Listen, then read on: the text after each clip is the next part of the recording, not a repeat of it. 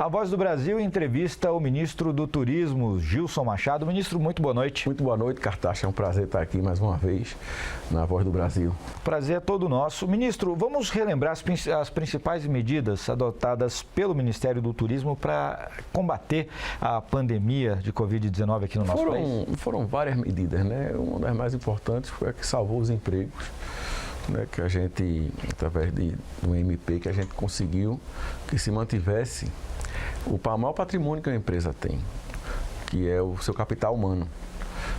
Nós, através da flexibilização das relações de trabalho no setor, muitos cases turísticos, muitas operadoras turísticas, hotéis, restaurantes, enfim, puderam fazer um acordo com seus funcionários para a diminuição da carga de trabalho, enfim, de várias maneiras. A gente teve também a MP do Fungetur, que liberou 5 bilhões de reais para atender o trade. Isso daí foi capilarizado em quase mais de 20 instituições bancárias no Brasil todo, diga-se de passagem, e que ajudou muito também a manter o fluxo de caixa das empresas. Outra medida muito importante foi a Lei Aldir Blanc, que contemplou toda a cultura do Brasil, todo o setor cultural através dos estados e municípios.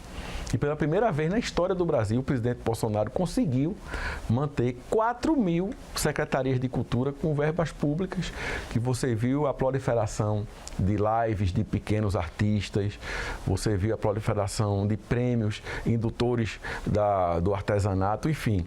A gente conseguiu, através dessa medida, colocar 3 bilhões de reais à disposição do setor cultural do Brasil no período de pandemia. E outra medida importantíssima que nós fizemos, né, em parceria, foi o Pronamp, que contemplou 20% dele no setor de eventos, também mantendo o fluxo de caixa das empresas, o dinheiro ao custo mais barato. E outra medida importantíssima na pandemia foi o selo Turismo Responsável, né? Os protocolos de segurança que foram estipulados pelo Ministério do Turismo, né? Mudou a história do turismo no Brasil, dos restaurantes, por exemplo. Se hoje você entra no restaurante, você só entra se você tiver sua temperatura aferida, no hotel do mesmo jeito, para se servir você tem que estar com a luva, enfim, no avião, antes de você sentar naquela cadeira, os ductos de ar-condicionado foram esterilizados, foram limpos, aquela cadeira também foi esterilizada, a mesinha na frente, no transporte coletivo interestadual, feito ônibus, vans, etc. Teve protocolo de segurança também, de esterilização do ambiente, enfim. A gente viu que o Brasil saiu na frente desde 2019, de junho, no começo da pandemia, nós lançamos isso. Inclusive recebemos moção de aplauso da Organização Mundial do Turismo por isso daí. E você sabe, o Brasil agora ele entrou na Organização Mundial do Turismo, no Conselho Executivo. E também acabamos de ganhar um escritório regional, né, para as Américas aqui no Brasil, com concorrência com outros países, inclusive a Argentina. E se nós não tivéssemos feito o dever de casa, de combate à pandemia, número de vacinados do Brasil que já ultrapassou os Estados Unidos, número de Covid no Brasil, praticamente, graças a Deus, a gente já pode dizer hoje que o Brasil é uma página virada na Covid, né? Os exemplos estão aí, os números diminuíram bastante. A gente tem um ministro da Saúde, o Marcelo Queiroga, que realmente foi um campeão nisso aí, um técnico, diga-se de passagem. Eu fui testemunha do trabalho dele, viajei com ele vários fins de semana. Quer dizer, Cartaxa, aliás, faz 8 meses que eu não tenho um fim de semana com a minha família, bicho, é só trabalhando, só com as entregas. Porque durante a semana a gente fica aqui no Ministério e durante o fim de semana a gente entrega mais de 3.200 obras que o Ministério do Turismo tem. E fiz várias ações em conjuntas com o ministro Queiroga. E a gente viu o empenho dele e o sucesso dele no combate à pandemia. Mas, ministro, mais um exemplo desse trabalho que não para aqui no Ministério do Turismo foi a retomada dos cruzeiros. É verdade. Foi anunciado agora em novembro. Só para eu finalizar meu raciocínio. Então, nós conseguimos entrar no Conselho Executivo. Se a gente não tivesse feito um trabalho exemplar durante a pandemia, apesar dos empregos que nós perdemos, em torno de 400 mil empregos, nós estamos tendo uma recuperação astronômica, superlativa. E o Brasil hoje, ele eleva os números da América Latina como um todo no emprego do turismo, quando bota junto com outros países. Então, isso daí fez com que o Brasil entrasse no Conselho Executivo da Organização Mundial do Turismo e trouxesse o escritório da Organização Mundial do Turismo para o Brasil. Se a gente não tivesse feito o dever de casa, a gente não teria passado nem na porta do Conselho, quanto mais sentar numa cadeira, com direito a voto. Então, isso é muito interessante. Você agora estava falando do setor dos cruzeiros. É uma maior vocação que o Brasil tem para turismo náutico. E disso daí se inclui os cruzeiros marítimos, né? Eu lancei até um desafio no lançamento dos cruzeiros agora, que acabar esse negócio de temporada. Temporada é para país como na Europa, como no Caribe, que tem furacão, que tem inverno na Europa rigoroso. O Brasil ele pode ter cruzeiro marítimo perenemente. 365 dias por ano. Por que não? Você ter o navio que sai de Fortaleza, vai até Natal, depois vai para Fernando de Noronha, João Pessoa, Recife, Salvador, para Maragogi, entre um e outro, Maceió, enfim, muito atrativo, Porto de Galinha. Então a gente vê as praias do Nordeste, aqui também em Ilhabela, Angra, Santos, Guarujá, o Brasil, Camboriú, Balneário Camboriú, o que você quiser nós temos aqui no Brasil. É lindo de ponta a ponta. De ponta a ponta, e tem um detalhe, nós somos muito competitivos pelo que nós não temos. O que é que nós não temos? Desastres naturais. Furacão, maremoto, terremoto, guerras. O Brasil tem uma sustentabilidade incrível. O Brasil é um país hoje que tem o maior percentual de áreas ainda virgens, preservadas, dos 20 países do G20. 66% do nosso território, eu volto a dizer, aqui na EBC de novo, está igual a quando Jesus Cristo veio à Terra. E eu disse da outra vez, numa entrevista que viralizou, inclusive na internet, aqui na Hora do Brasil, e que, se eu tivesse falado alguma besteira, tinha dado capa dos maiores jornais da grande mídia, né? O ministro do Turismo falou um gafe. Não, o Brasil é sim o mais preservado do mundo e nós temos um dever patriótico de defender o nosso país lá fora. Porque não adianta a Embratur ter um recurso, o Ministério ter um recurso para defender o país do que falam lá fora e o próprio brasileiro fala mal do Brasil, mas isso está mudando. O presidente Bolsonaro está conseguindo reconquistar a autoestima do brasileiro, o patriotismo do brasileiro e o orgulho do brasileiro de um país que não tem corrupção há 3 anos. Fizemos agora o Dia Internacional de Combate à Corrupção e um americano que é o presidente da organização, da ONU, diga-se de passagem, no tocante a isso, ele se referia ao Brasil como um exemplo hoje no mundo de diminuição dos índices de combate de corrupção. Então, a gente está vendo que o nosso dever de casa está sendo feito e está gerando bons frutos. Ministro, a pandemia, a questão do fechamento das fronteiras, ela serviu principalmente para o brasileiro reconhecer, redescobrir ou descobrir o nosso país. Um dos programas que estimula é o Viagem pelo Brasil. Qual a importância do programa nesse momento? Olha, veja bem, eu tenho 53 anos de idade. Eu não me perdoo de ter deixado para conhecer o Amazonas depois dos 50 anos de idade.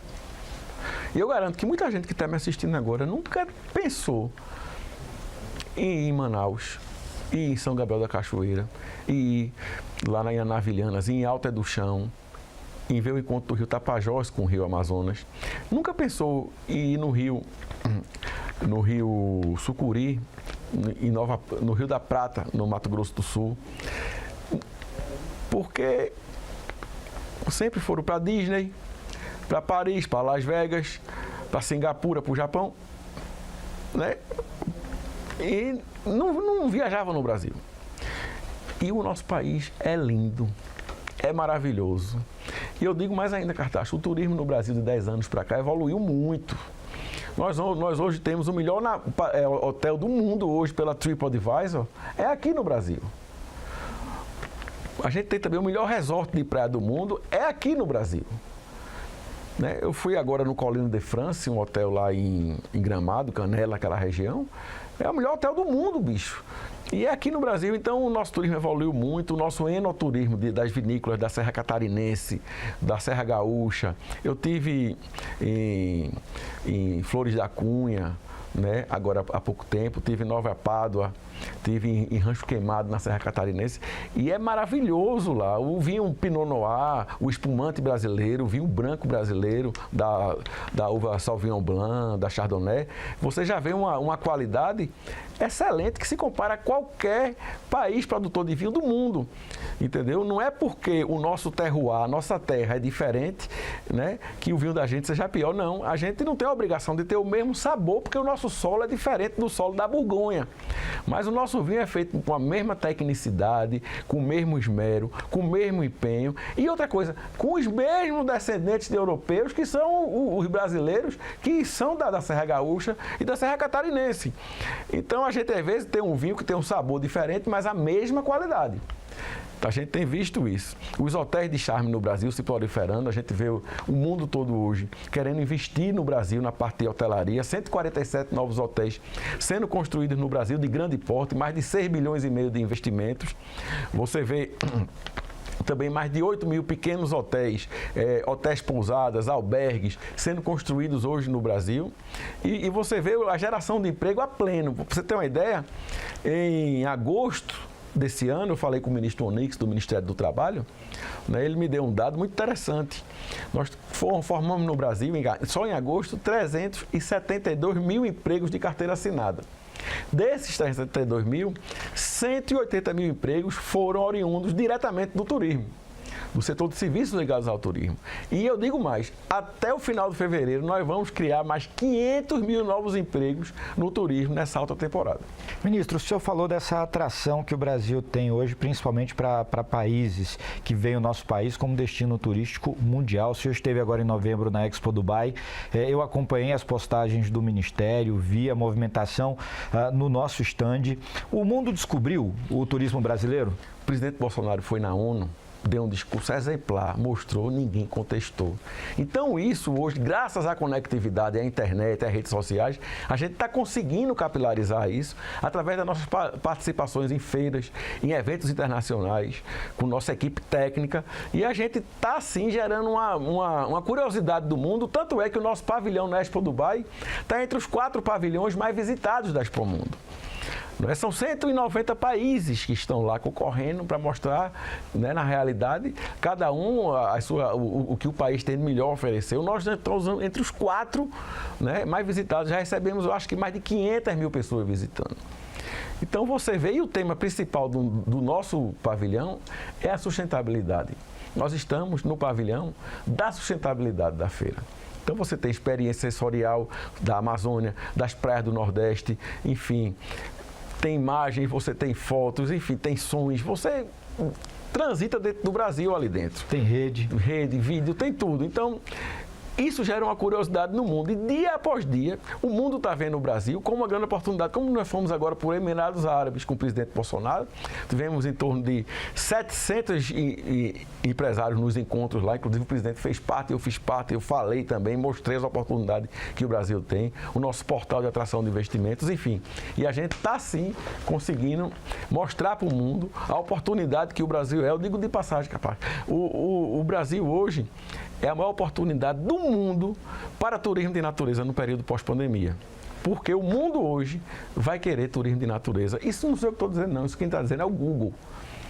Em 2019, antes da pandemia, de cada 100 buscas do Google, apenas 10 buscas, ou 10%, quando se botava trip, vacation, férias em português, cada 100 buscas, apenas 10 eram por turismo de natureza. O resto era Paris, Nova York, Singapura, enfim. Hoje, de cada 100 buscas que se coloca no Google, 54 são por turismo de natureza. É impressionante, bicho. Então, por isso que o Brasil hoje gera está gerando um despertar e está no escopo das atrações de investimento. Agora, ministro, o verão chegando, dia 21 agora, graças a Deus, e vem junto, infelizmente, com a danada da Omicron. Né? Isso preocupa o Ministério? Não deixa de preocupar, né? Claro que preocupa todos nós, né? Mas o que a gente tem ouvido, eu tive agora em Madrid, na Organização Mundial do Turismo, inclusive na Assembleia Geral, do qual eu apresentei uma palestra, um vídeo sobre como o Brasil é sustentável, e ninguém contestou, ninguém falou, ninguém saiu nada, não falei nenhum agafe, que se eu tivesse falado, tinha saído em rede nacional, né? E a gente sentiu que os países lá estão preocupados, né? Todo mundo preocupado, fazendo teste de PCR, enfim. Mas, ao que tudo indica, essa Ômicron, ela não é tão letal como as outras variantes da Covid. Agora, deixa eu lhe dizer uma coisa. A gente vai deixar de viver por causa dessa doença. Daqui a 50 anos, nós vamos estar na 78ª cepa da Covid e ninguém vai viver mais, bicho. Né? Então, a gente tem realmente que rever as nossas posições. Por exemplo, teste de PCR no nariz. Né? Você, para ir para um país estrangeiro hoje, os Estados Unidos, por exemplo, vamos dizer, Cartacho viaja com a esposa, os filhos e a sogra para o exterior. Uma família normal, um esposo, um marido, 3 filhos e uma sogra, 6 pessoas. Aí o cara vai lá e Vegas. Chega aqui, tem que fazer um exame PCR aqui em 6 pessoas. É 450 conto cada exame. Quando chega lá, quando para no aeroporto, fazer outro. Porque o cara não confia no brasileiro. Faz outro. Né? Já são mais 2 exames, vezes já vão 12 exames, é 450 conto. Na volta, aí é que é o pior. Tem que fazer outro. Vamos supor que o cara seja um cara muito rico, não faz questão desse dinheiro, que eu acho um absurdo o valor. O cara gasta quase o preço de uma passagem de exame de PCR, que virou uma indústria, né?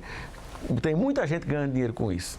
Virou uma indústria, né? Diz-se de passagem, os caras estão ganhando mais dinheiro do que as companhias aéreas, porque tem muito mais custo do que o cara que fabrica um negócio de um exame de PCR.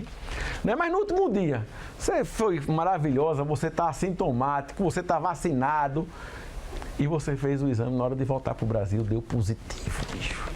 E aí? O que é que vai acontecer? Tu vai ter que passar mais 15 dias gastando em dólar, em euro, numa quarentena num país estranho, tu e tua família. Ninguém viaja para o exterior assim, com esse risco. Como aconteceu com o nosso ministro Marcelo. Marcelo, no último dia, assintomático, vacinado, fez o exame, deu positivo e ficou lá. Como várias outras pessoas que eu conheci. Então, a gente vê que até se definir os protocolos mundiais, entendeu? De qual eu pedi celeridade na OMT, que se resolva isso, a gente vai ter uma dificuldade do retorno do turismo internacional. Mas isso daí é importante. É que o Brasil é um país que emite turistas para o exterior. Nós mandamos 11 milhões de turistas para fora, que deixam 19 bilhões de dólares lá fora. E esse turista internacional, ele hoje, que é mais do que um país como Portugal, mais do que uma Suíça, por exemplo. Portugal, 10 milhões de habitantes, Suíça, 9 milhões e meio. Então, nós mandamos mais gente brasileiro para fora, de alto poder aquisitivo, né, 19 bilhões de dólares, e agora estamos com esse pessoal aqui dentro viajando. Então, por isso que o turismo do Brasil também está tão aquecido. Você vê as companhias aéreas já voltaram mais de 80%, 85%, quase 90% da sua malha aérea. Os hotéis de final de ano, praticamente é muito difícil, quase 95% de ocupação já. A alta estação agora, o de janeiro e fevereiro, os hotéis de praia, principalmente no Nordeste do Brasil, lotados. O endereço de ecoturismo também. Então é isso, o Brasil está se recuperando, está fazendo o dever de casa, é um exemplo. E nós queríamos ter 48 horas por dia para trabalhar, e não apenas 24. Agora, ministro, não tinha como perguntar. Um paraibano do lado de um pernambucano, essa semana nós tivemos o nosso forró reconhecido como patrimônio cultural brasileiro. Inclusive, estou sentindo falta do fole da sanfona aqui na entrevista. O que isso representa para o turismo nacional? Veja bem. O forró faz mais de 30 anos que já merecia ter se tornado patrimônio cultural e natural do Brasil, de direito. Porque, de fato, o forró já era patrimônio cultural do Brasil, bicho. Não tem como não ser, cara. Né? É um dos ritmos que mais contamina, é um ritmo que influenciou o sertanejo. Porque o sertanejo começou a se chamar sertanejo universitário, botar públicos babilônicos, depois que inseriu o ritmo do forró. E a sanfona na cara, porque antes era... metais. De que me adianta viver na cidade? Agora não, chora, me liga, me tem, você vê com o ritmo do forró e a sanfona na cara, bicho. Você vê as bandas de sertanejo hoje, toda ela tem um sanfoneiro. Tudo. Né? Então você vê cantores de forró, como o Mano Walter, que estava aqui no evento, como o Wesley Safadão, Amazã. E você vê cantores de forró que fazem sucesso no sertanejo, como o Mano Walter, como o Wesley Safadão. Então a gente vê que o forró realmente é um ritmo maravilhoso, um ritmo que você conseguiu fazer com que ele transcendesse apenas o Nordeste. E a gente conseguiu, através do IFAM, diga-se de passagem, por unanimidade, o empenho pessoal do presidente Bolsonaro. O forró é agora, de fato e de direito, patrimônio cultural do Brasil. Você pode perguntar, isso daí vai beneficiar o quê para o cantor do forró? Eu digo, bicho, para quem está me ouvindo agora, chega mais perto do rádio. Antigamente, um artista do forró, ele tinha muito pouco acesso a políticas públicas, pelo fato do forró não ser patrimônio cultural e material. Mas hoje, através disso, o forró tem sim acesso a políticas públicas. Você vê que o forró, o que é acesso? Você tem acesso a dinheiro, recurso federal, né, para projetos, para capacitação de jovens, para a formação de orquestra de sanfona, de ritmos, para divulgar o forró lá fora no exterior, fazer turnês lá fora de artistas de forró, mostrar o nosso ritmo. Ficou mais fácil agora, ficou com a base legal, entendeu? E o forró é maravilhoso. O Luiz Gonzaga, para mim, foi um dos maiores empreendedores que existiram. Porque, veja bem, o Brasil tem mais de 6 mil, fora as bandas, né? Fora 6 mil trios de forró no Brasil. E no exterior, em todo lugar do mundo que eu vou, eu arrumo um trio de forró. Se eu estou no Japão, na China, na Suécia, onde tem uma feira da Embratur, a gente já contrata lá porque sabe que tem. Já ligo para a embaixada, arruma um trio de forró aí. Tem. Por quê? Porque o trio de forró foi a maior sacada que Luiz Gonzaga deu. Ele pegou a zabumba, né? Que é um instrumento grave, né? E ele ficou matutando o que é que eu vou botar para me acompanhar em cima dos caminhões quando eu vou tocar com a sanfona e com a zabumba. Aí um dia ele estava em Recife, no hotel, e passou um moleque, um menino, tocando o lengo-tengo, o triângulo. Ele disse, opa, achei. Aí botou a zabumba de um lado, o triângulo do outro e a sanfona e a voz no meio. O grave, o agudo e o médio, quer dizer, equilibrou para o ouvido humano. O som do trio de forró não agride a audição humana. Aí foi uma sacada que o resto todo mundo já sabe. Falar sobre isso é chover no molhado. Foi o maior pipoco, o maior sucesso do mundo. Aí depois vieram as bandas de forró, os cantores de forró, feito Jorge de Altinho, Novinho da Paraíba, Osmar Monteiro e Ademário Coelho, que começaram a colocar os metais no forró. Aí vieram várias bandas, a Mastruz com Leite, Magnífico, Brucelose, Limão com Mel, Baby Som. E depois veio o sertanejo universitário, com aviões, com o Wesley Safadão, com os artistas feitos Gustavo Lima, enfim, que colocaram. E as bandas de forró se proliferaram, como Aviões do Forró, Mano Walter, enfim. E se tornou no que o forró é hoje, na importância que é. E você vê artistas nacionais, como Elba, como Zé Ramalho, como Fagner, que sempre cantaram forró.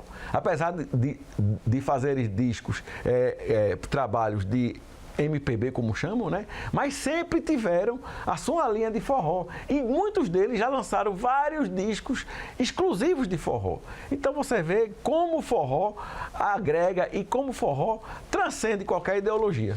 Ministro Gilson Machado, muito obrigado pela entrevista à Voz do Brasil. Muito obrigado.